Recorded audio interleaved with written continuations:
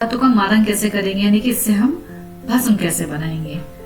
तो जो शोधित की हुई जो नाग है, यानी कि जो शुद्ध नाग है, इसको हम एक लोहे की कढ़ाई के अंदर डाल देते हैं और क्या करेंगे, चूल्हे पर चढ़ा देंगे। चढ़ाने पर क्या हो जाएगा, ये पिघल जाएगी क्योंकि शीघ्रता से द्रवित हो जाती है। फिर जैसे ही जब ये पिघल जाए तो इस पिघली हुई जो नाग धातु है, इसके अंदर जो मने शिला होता है, मने शिला को क्या करना है, चूर्ण करके, यानी कि चूर्णित जो मने शिला है उसको थोड़ा थोड़ा करके क्या है, इस पिघली हुई नाग धातु के अंदर मिलाते जाते हैं और कलछी से चलाते जाते हैं। तो ये जो प्रक्रिया है, यानी कि हम किसी चीज का जब चूर्ण डालते हैं उसके ऊपर तो उसको हम आवाक कहते हैं। तो इस तरीके से क्या है, मन से लेकर चूर्ण को हम लैड धातु में ऊपर से धीरे धीरे डालते हैं और कलछी से चलाते रहते हैं। और ऐसा तब तक करते रहते हैं जब तक कि जो नाग जो धातु है वो क्या है, भस्म रूप में ना आ जाए। तो ये इस तरीके से क्या है, नाग भस्म तैयार होती है। अब ये जब अपने आप ठंडी हो जाए, यानी कि जब श्वांगशीत हो गए, तो इस श्वांगशीत होने पर इस भस्म को हम कढ़ाई में से निकाल करके इसमें क्या करना है, समभाग मात्रा में अब हमें इसमें गंधक मिलाना है और किसकी, नींबू सरस की भावना देनी है। नाग भस्म हो गई, समभाग मात्रा में गंधक और नींबू सरस की भावना देकर के क्या करना है, इसकी चक्रिका और टिकिया बना लेंगे। फिर अब आगे की प्रोसेस, इसको क्या करना है, सराव संपुट करना है और सराव संपुट करके क्या है, कुक्कुट की अग्नि में क्या 3 बार पुट देने से क्या है, उत्तम वर्ण की नाग भस्म प्राप्त हो जाती है। तो फिर से एक बार, नाग धातु है, शुद्ध की हुई नाग धातु को एक कढ़ाई में लेना है। इस कढ़ाई में लेकर के उसको पिघला लेते हैं। जब पिघल जाती है तो पिघलने पर इस पे मने शिला के चूर्ण को थोड़ा थोड़ा करके डालते जाते हैं और कलछी से चलाते जाते हैं। तब तक चलाते हैं जब तक कि ये भस्म रूप में ना आ जाए। जब भस्म रूप में आ जाएगी, इसको ठंडा होने देंगे। फिर इस ठंडी हुई नाग भस्म को समभाग मात्रा में गंधक मिला करके और नींबू सरस की भावना देकर के मर्दन करेंगे। फिर इसमें टिकिया बना लेंगे। फिर सराव संपुट करके कुक्कुट पुट की अग्नि में पाक करेंगे।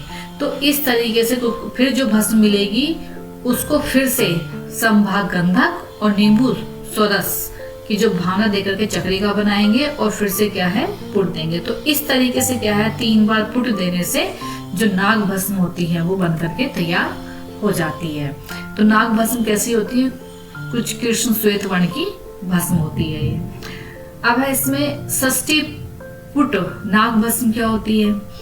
षष्ठी पुट में क्या करते हैं, जो पिघली हुई, यानी कि वही लोहे की कढ़ाई में ले लिया हमने, जो पिघली हुई नाग है, इसमें क्या करना होता है, चौथाई भाग यानी कि 1/4 भाग इमली और अश्वत्थ यानी कि पीपल बोलते हैं, पीपल को बोलते हैं। तो इमली और जो पीपल है यानी कि अश्वत्थ है, उसकी छाल का चूर्ण लिया जाता है। फिर सेम यही प्रक्रिया की उसकी छाल को, यानी कि इमली का चूर्ण और अश्वत्थ यानी कि पीपल की जो त्वक है, यानी कि उसकी जो छाल है, उसके चूर्ण को लेकर के थोड़ा थोड़ा करके क्या है, इस पिघली हुई नाग धातु के अंदर डालते रहते हैं। और इस तरीके से ये जो प्रक्रिया है ना, ऊपर से डालना फिर चलाते रहना, इसको हम जालन कहते हैं। तो ये एक तरीके से क्या है, जालन की प्रक्रिया होगी। डालते रहेंगे, जालन कर लेंगे, फिर क्या होगा, नाग भस्म बनकर तैयार हो जाएगी। उसको ठंडा होने देंगे।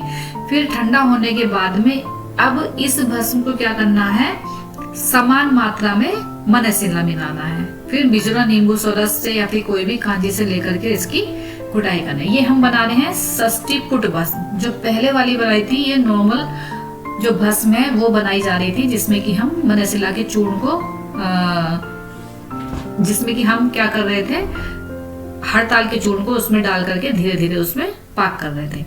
अब इसमें क्या है, हम इमली और अश्वत्थ के चूर्ण को डालते हैं। फिर बाद में क्या करते हैं, हम मने शिला की भावना देकर के बिजोरा नींबू से घोट करके वो कर लेंगे। फिर इसमें टिकिया बनाएंगे, सराव संपुट में पाक करेंगे।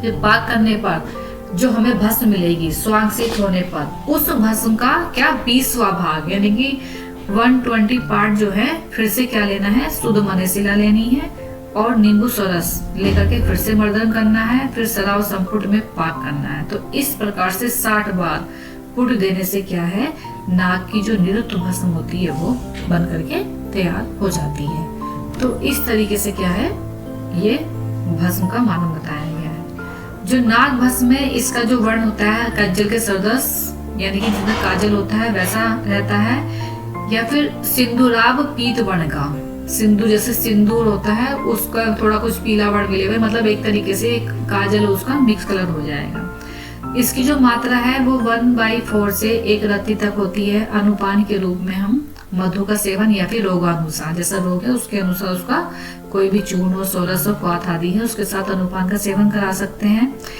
रस में ये तिक्त और मधुर होती है और ये उष्णवीर्य भस्म होती है। गुणों की अगर बात करें तो ये गुरु है, स्निग्ध सर है। कर्मों में नाग भस्म है, ये लेखन का काम करती है, बल्य होती है, दीपन, प्रमेयगन, वृक्ष है, चक्षु से है, आयुष से, कांतिप्रद होती है, प्रमेय, अग्नि, यानी कि विभिन्न प्रकार के विकारों को ये नाश करने वाली होती है। आमवाद में त्रिदोष नाशक, व्रण, अर्श, गुल्म, ग्रहणी, अतिसार आदि रोगों नाशक और मृत्यु। नाग भस्म जो है इसका जो मेन जो प्रयोग होता है वो प्रमेह में यानी कि मधुमेह में या डायबिटीज के रोगों में इसका दिया जाता है।